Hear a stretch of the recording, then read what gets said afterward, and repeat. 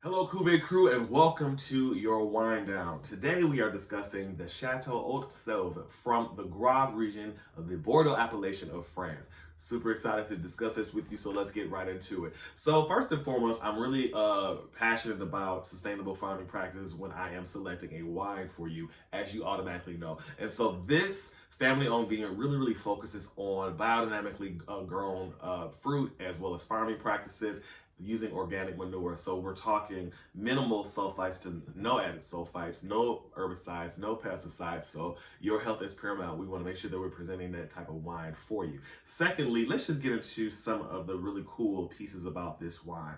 It comes from history because this wine growing region, well, more specifically this vineyard, these vines are over 120 years old, and so excited because of the history and the art that goes into the glass. Grave, again, is historic and renowned for beautiful Bordeaux blends, and why we love Bordeaux and specific appellations from Bordeaux, because they give different flavor profiles and different flavor nuances. And so from the Grave region in this specific vineyard, really focusing on some of the grit and the flavor profile that comes from the earth, especially from those 120-year-old vines. This is more like from the color in of itself, it's like a vibrant ruby.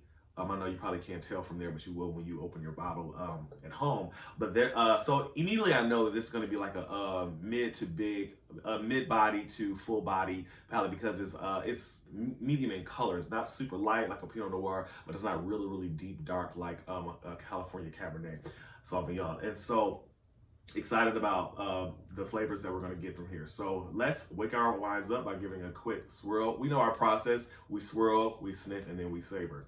So we open it up just to see what, and immediately the flavors are pronounced. They're coming out of the glass. So that's exciting. So I'm getting like herbs. I can tell from the oak notes that this has been fermented in some style of some oak. I know that it's a French oak, but immediately I'm just kind of giving you some tips how to really kind of catch that. So getting some menthol, even like some type of herb, and also again the oak. And let's get into the palate.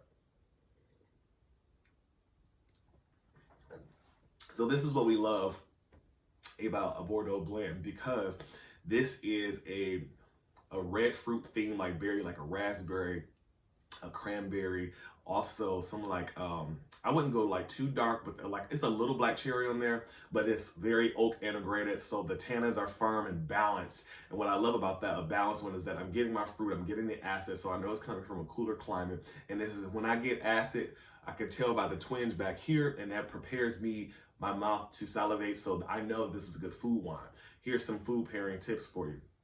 This is 55% Merlot and 45% Cabernet Sauvignon. So we're going to get that velvety effect from the Merlot, and we're going to get the big bold notes from the Cabernet Sauvignon. Immediately, because of that, as well as the flavor profiles we're getting, think big, bold, red meat proteins, like your ribeye, like your New York strips, prime rib for something a little bit more lean.